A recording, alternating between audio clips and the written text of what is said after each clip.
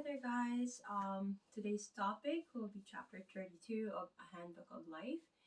And with God, everything is possible. Okay, so I'm going to be reading to you God will grant peace unto you. Um, we all know that, I have mentioned in a few of my videos that there's nothing could really give you true joy or true peace in this world. No matter what, doesn't matter if you could have a jet or you could have a helicopter or you can have five you know houses you own. You can have all these amenities and all this luxury in life that you have, and you're beautiful, and you have a good heart as well, and all that, but that still won't give you that peace and the true joy that God could give you. Even having that family, that white fence, that dog, that children, that beautiful children, their beautiful feature, their beautiful heart, they're smart and everything. Even how content and happiness that brings to you, that's still not the pure the joy and peace that God can offer you. I promise you that God is the only source of true peace in this world. If you don't have God in you, you have not experienced true peace in you. If you don't have God in you, you have not experienced true happiness that's really uplifting, and that you have that feeling of self-control and stability in yourself, that no matter what happens, no matter who leaves, right, you're gonna be hurt, of course, you're gonna cry, you're gonna all that, but overall you're gonna be fine. Why? Because God is there to give you that inner peace, give you that inner strength, and give you that inner power to face life, because He is power and He is the source of peace. Okay, so I'm gonna go ahead to read um, the passages. Okay, so again, God will grant you peace unto you. So, are you nervous and worried a good deal of the time? Are you unhappy, bored with life, and feel you are in a rut? Would you like to have more real, true happiness in life? To know deeper peace and understanding in your own heart and soul? Then your greatest need is God. Without Him, you truly are in a rut and can easily find life flat, stale, and unprofitable. Without God, you can easily convince yourself that there is no end of the life of noise and nervousness and confusion which may surround you. True, it may be that you are passing through a time of deep care and trouble and worry. One thing happens after another. Arguments arise, problems perplex. The love which you trusted may have failed. Footsteps which once you welcomed may echo no more. You may have to leave the paths of peace and go into strange places and strange paths. Or you may suddenly be called upon to take up a new burden of failing health or money. Yes, there may be seem no end to the things that come to drive peace from your life, and you ask yourself with every day, as long as this day, will the slow moving months ever pass so that things may be as before? Will my life ever be quiet again, or has God forgotten me? Some people, and you might be one of them, begin to think that their troubles and lack of peace is some punishment for something they have done, some mistakes they have made in the past, or how untrue this is, right? So, true it may be that sin is punished, but the punishment is immediate and is not withheld for years. Like I said before, that when we ask for something, right? When we ask God for something, either He says yes, no, or maybe. Maybe you have to wait. When He says no, there's a reason to it. Because why? Because He knows you more than you know yourself. So if it's not going to be good for you, He is not going to give that to you. Okay, so if there's a punishment, you've done wrong, there's a punishment involved, there's nothing in this world that you will not pay for anything that you have done. You have to really have some sort of consequence, and the only way for you to do is to apologize and accept what you did and promise to not do it again, right? Because if you keep doing that again, keep in mind that um, sinning more, why you're gonna be sinning more is that when you know it's you're sinning and you're still doing it, you have known, like what Jesus said before, right? Sin no more, right? Right. It is our aim in life that um we have we have done this mistake before. If it keeps happening to you, what kind of value do you have for yourself, even for yourself, without even having to integrate God in this scenario, right? If it keeps happening and you know really like you not learning anything, like you're supposed to learn something from that. And if it's a mistake, then ask God for forgiveness and do not do it again. If you're gonna do it again, what kind of you know what I mean, like these simple they're just common sense if you think about it.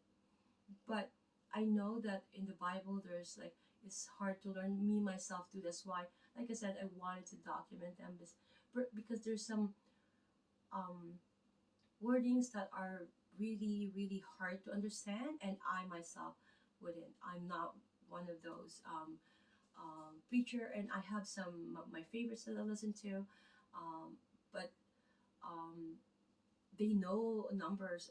I don't know the numbers. I'm not as specifics with. Oops, sorry. Numbers or letters.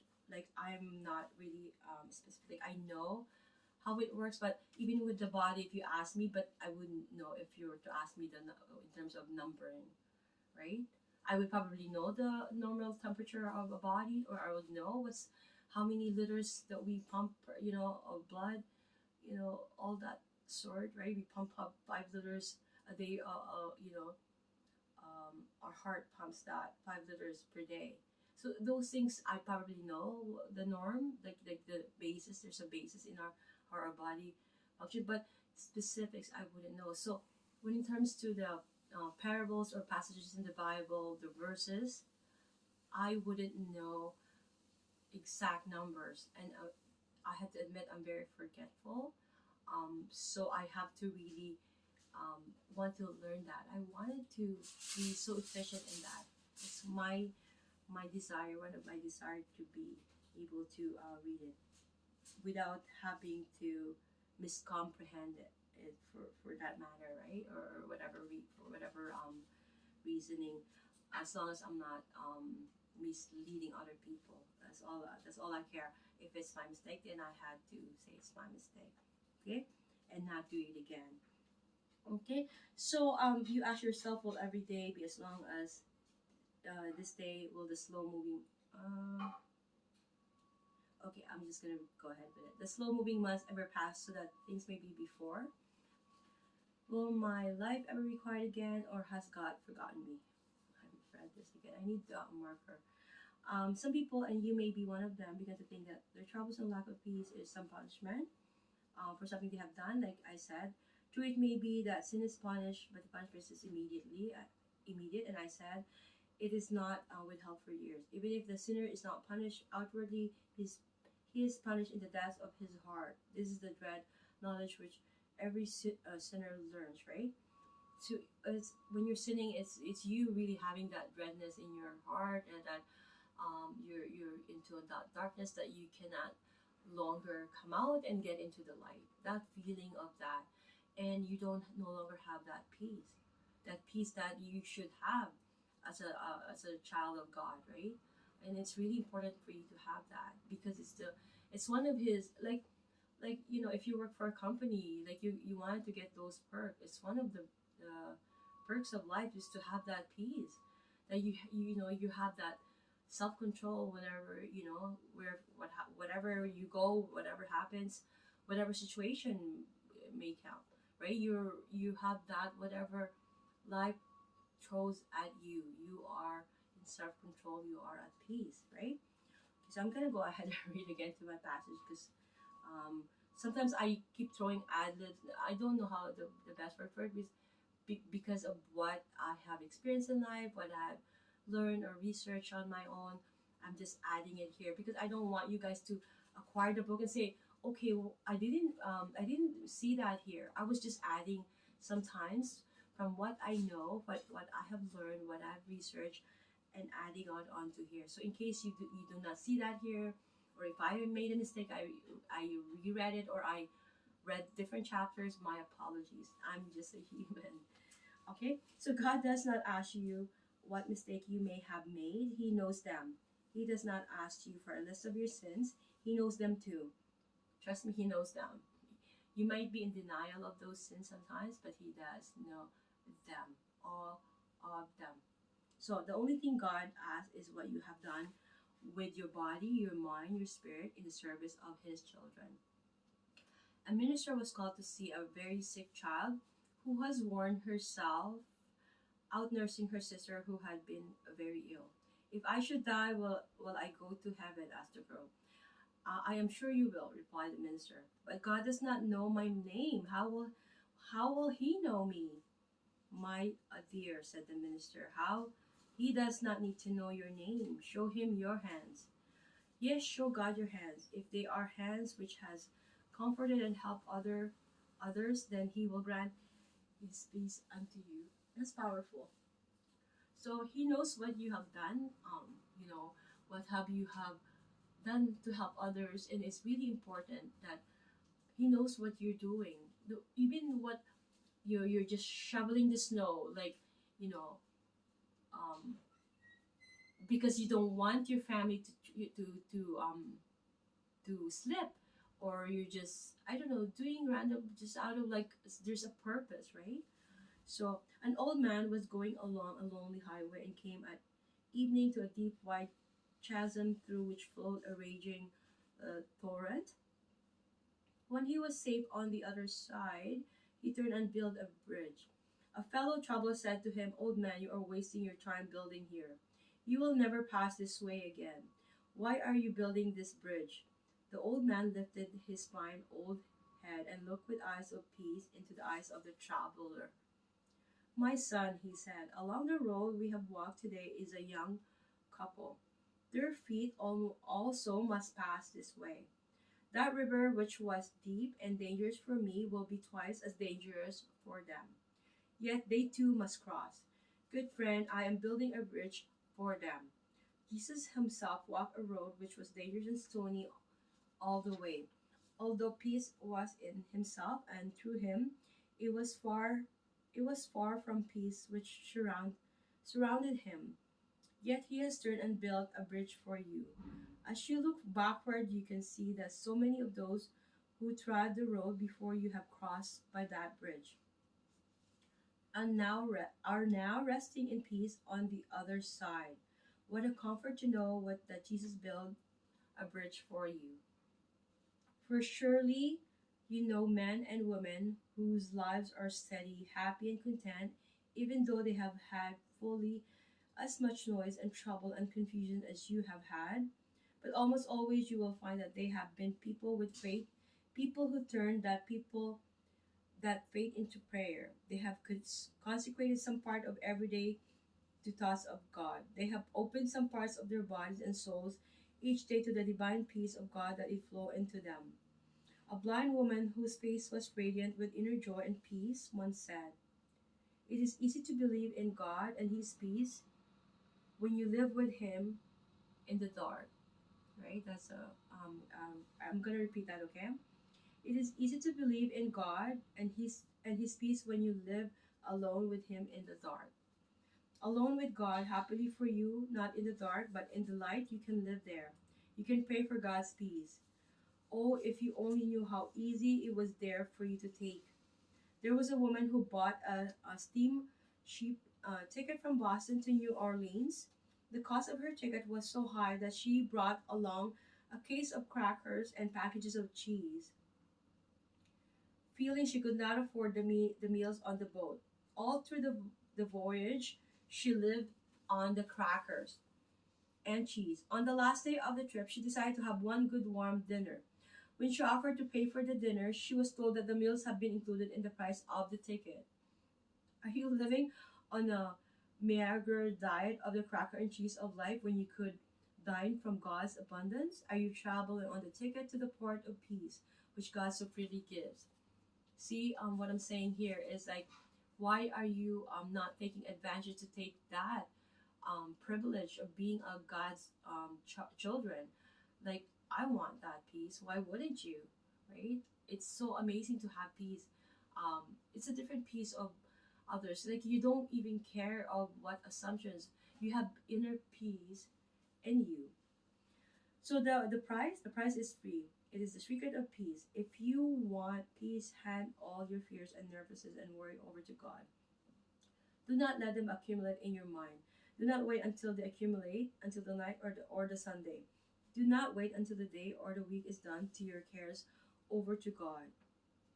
But in the midst of the day's care, in the rush of the street, the noise and confusions of the task of home and shop and farm, stand still for a moment. Ask the cause of your lack of peace and lifting your heart, give your cares and worries to your loving Father. How different your life would be if you only would. You are weighed down with care and confusion, with worry and nervousness, because actually you do not trust Jesus with all your life's worries. Do you think sometimes that what disturbs you, peace, is a small thing and that He would not want to be troubled with it? There's nothing small to Jesus if it disturbs your quietness and peace. In me you shall have peace. Could anything be simpler and plainer than that? In Jesus you shall have peace. Live in Jesus and with Jesus. Walk with Him and talk with Him. Make Him the every ever lighted and secret altar, the quiet place where you can go any hour, any minute, any second. It's just that's the one that you should think that it's like an instant. You have that link, you have that access to Jesus. And that's why He came down here for. Utilize that too. If you accept Jesus as your Savior, life is so much easier. It's like somebody's carrying you, that footprints on the sand. That's real. Life is so much easier. You don't have to worry about things. I know I worry sometimes, and as a mother, it's my nature. And when, especially if I have my period, just like now, so I'm in the verge of like I'm so at the edge all the time, and I'm worried so much. And I a prayer, which a prayer could always reverse, right? But sometimes if I sleep like that and I don't pray, the next morning I won't be doing all the things that I'd be doing in a proper way. Everything it'll be, and I'll be in I try to avoid it too. If I have my period, I try to avoid to go around people that will upset me, because I'm just so I did a video about menstruation. Well, it's called incorporated in reproductive system, but I'm gonna be doing a separate one. I will really mention how it's hard for a woman, because there's only at least a matter of a week in a month that they're really feeling good. They're just up and down because of the hormones, especially when they have their periods, painful, and then there's that before and after. So it's like almost a week of period that in preparation for the menstruation, right? They're gonna be shedding, they're crying, so they really are in hormonal state that they're in depression and they're very irritable and they're in pain and so on and so forth. Okay.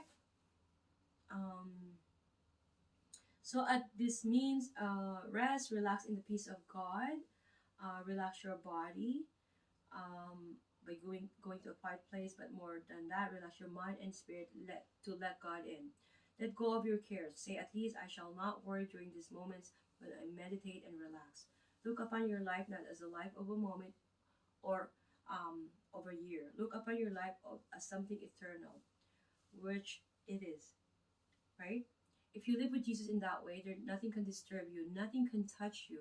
The peace that fills the heart of Jesus will flow into your heart. The peace of God, like the fluttering wings of a bird, will settle down into your own body and mind and spirit, and there makes it home, right? Which is something eternal, which it is, right? So look upon your cares and worries as only a small part of the eternal life which stretches out before you.